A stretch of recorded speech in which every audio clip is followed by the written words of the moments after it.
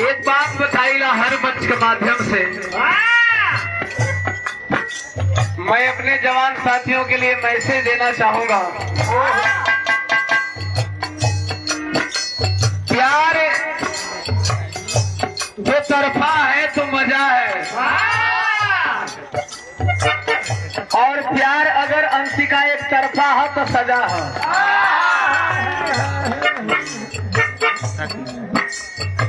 अच्छा नाम नहीं लेने पहले तू कंगना भिड़ा दे,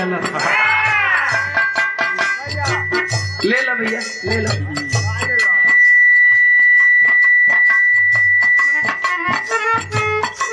हम अपने युवा साथियों के लिए हमेशा यही कहते हैं कि प्यार दो तरफा हो तो मजा है, एक तरफा हो तो सजा है। बहुत बुरा है। और हकीकत बताओ थी, प्यार एक तरफा हो के ना चाहिए। संजोग देखे कोनो लड़का कोनो लड़की से मोहब्बत कैलस, लड़का का मोहब्बत शायद सही है, लेकिन लड़की खाली फायदा में मोहब्बत कैले बा। अंशिका आजकल ये चलते बैठे, आजकल मार्केट में ये चलता ना, 95% ये बिकाऊ हो गई बा। सही मोहब्बत बिकाऊ नहीं थे ना। अचानक जब वो लड़की का टोटल काम बन गई, एक दिन वो लड़का के चुन्ना लगा दहलस।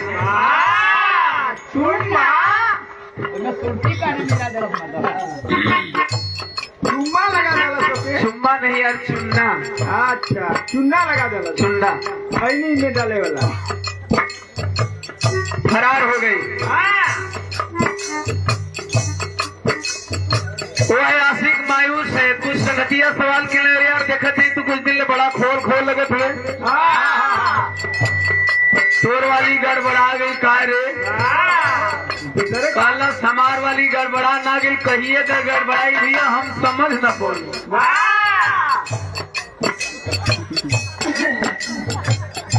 सवाल करते हैं संगतिया आखिर भयल का, वो है आशिक कहता है क्या कहले बाबा वो,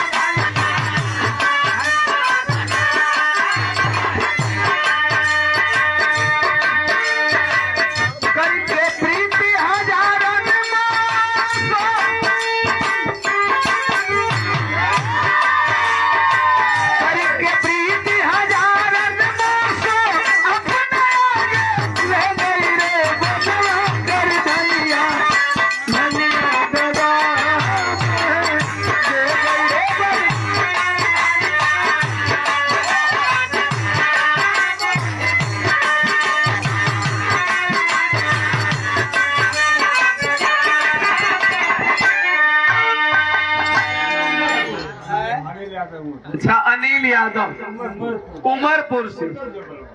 जो बोलना है सो बोलना, वही बोलेंगे जो देंगे। बहुत सारे रुपयों से आपने सम्मान किया। अनिल यादव उमरपुर से चरणों में प्रणाम। उपस्थित समूह के कोट कोट समय आशीर्वाद में शांति श्री दुलार का कामना बा। बेटवा का फरियाद बा वो हमारी से मैं बार बार मंच के माध्यम से ही बताता हूँ।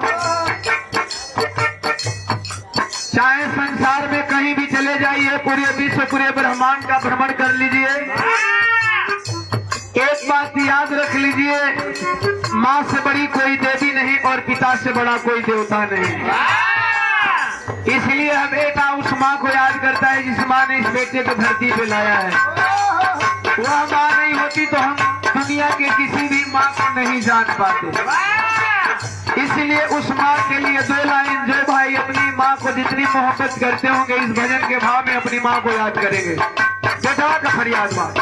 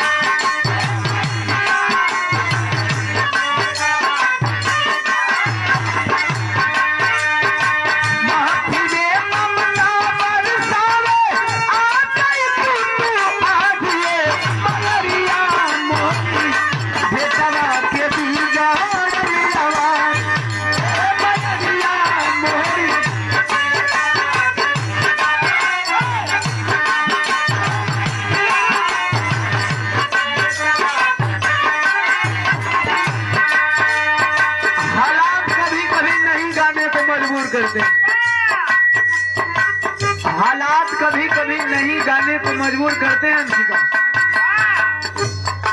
इसीलिए उस बंदने में 1 लाइन खास तौर से मैंने कलाकार जाति के लिए लिखा है।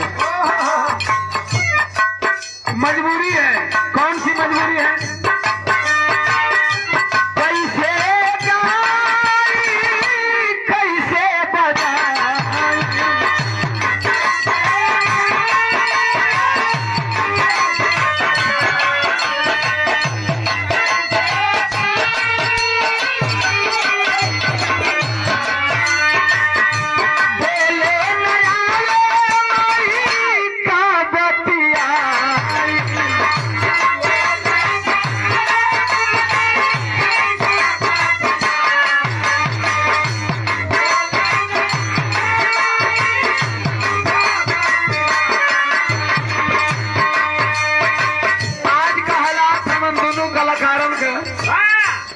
लगभग आगे पीछे दोनों गाड़ी रिलेशन 5 मिनट हम आगे रोल को 5 मिनट अंशिका पीछे रोल रही है।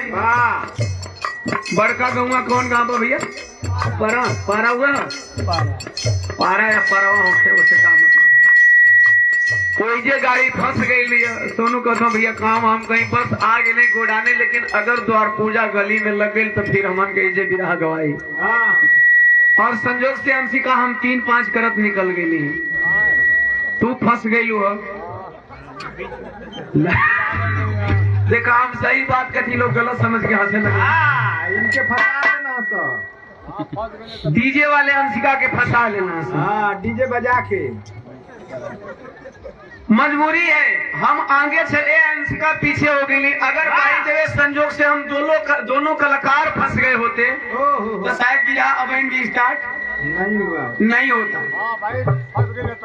हाँ वही में फंस गए भैया का करता हूँ डीजे का संग नचती है ना। कैसा हो भैया? ठीक है बोला देखला ही तुम होगा खासे हो तो मिल रहा। अंशिका कलिन की हम आ गए डीजे वाला फंसा दिल हम करी पता हम गाँव में ले क्रॉस के ली जहाँ बारात लेके है तहाँ एकदम संकीर्ण गली था बहुत सकरी गल वजह कोनो चांस ला बाहरी रली निकल गई हम कहले कोई बात नहीं तू आवा हम है ना ये पहले पहुंचला नियम कहला कि ये कलाकार यदि फंस जाता है दूसरा कलाकार मंच ऑन करे। तो कभी कभी हम कलाकारों की मजबूरी होती है, लोगों को लगता है कि हम कलाकार लेट करते हैं लेकिन हम लेट नहीं करते हैं, मजबूरी में कहीं ना कहीं हम लोग फंस जाते हैं। बहुत सा रुपयों का पुरस्कार नाम बताएंगे? अरे नाम बताओ बतिया बाद में। प्रधान जी के सम्मान में दिला, प्रधान जी के सम्मान में और देवा ये के करा सम्मान में हटा ले तो मोबाइल। अरे यार देख के मोबाइल बतियाओ ना। अरे तो नाम बता दे। मधु प्रधान उनके सम्मान, कादीपुर मधु प्रधान के सम्मान में हमारे अजीज मित्र हमारे भाई हैं अभिनंदन निर्वाचित प्रधान है मधुपुर कादीपुर के सम्मान में। वो फोन को हूँ भैया जा। उनके फोन पर हुआ। अच्छा वो लाइन पे हूँ तब तक अगर 20 रुपया बोल दी तो उनका बेइज्जती है बात गिनत का 10 रुपया और बढ़ जी गिन देते 30 रुपया। चरणों में प्रणाम उपस्थित जनसमूह के कोट कोट संग आशीर्वाद में शांति स्नेह दुलार के कामना जब जैसन तब तैसन। इसलिए बेटा की मजबूरी है कैसे गाई कैसे बजाई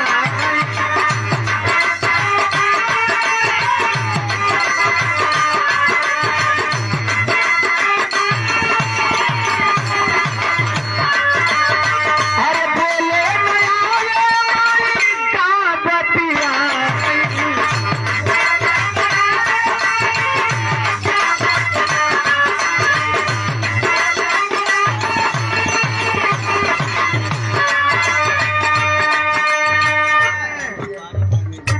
अच्छे लाल राम गांधी आश्रम मैनेजर साहब कौन सी का मैनेजर है? बैंक का गांधी आश्रम को अच्छा गांधी आश्रम कपड़ा बहुई बुजुर्ग हरिंदर राजभर जी कांदरपुर से ठेकेदार साहब 100 रुपया।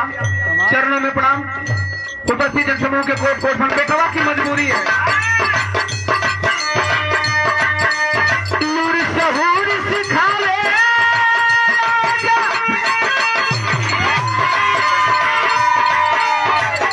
सहूर सिखा ले सफल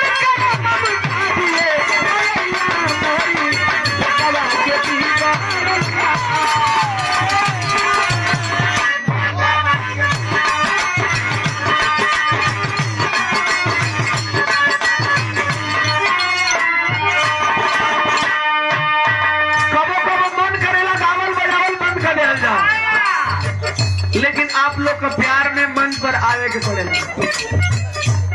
आप लोगों का प्यार में मंच पर आवे के पड़ेगा। यदि हम नहीं आते हैं प्रोग्राम ली करके तो यही लगेगा कि आप लोगों को कि अरे भैया लगन तो ढेर का पैसा पर दूसरा और घूम के डाला। इसलिए कभी कभी आना पड़ता है आप लोगों के प्यार में। ये मजबूरी है। कौन सी मजबूरी है?